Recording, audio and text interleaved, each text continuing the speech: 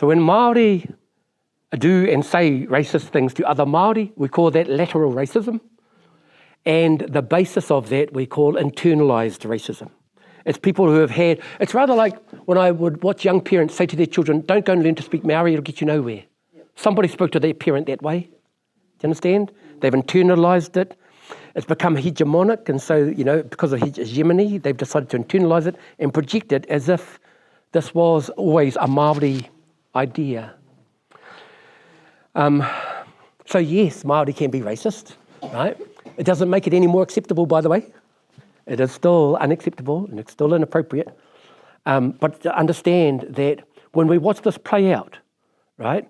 When we watch racism play out by people in positions of power, and they themselves identify as Māori and talk and behave in ways that are, I guess, less than positive, we have to apply a different lens, I think, to that, to understand that these aren't just throwaway comments. That person clearly has, you know, been exposed to an environment in which this is what was inculcated to them, and now they've internalised it and they're projecting it. It doesn't make it acceptable, but understand it. It doesn't come from quite the same place as people whose motivation is hate.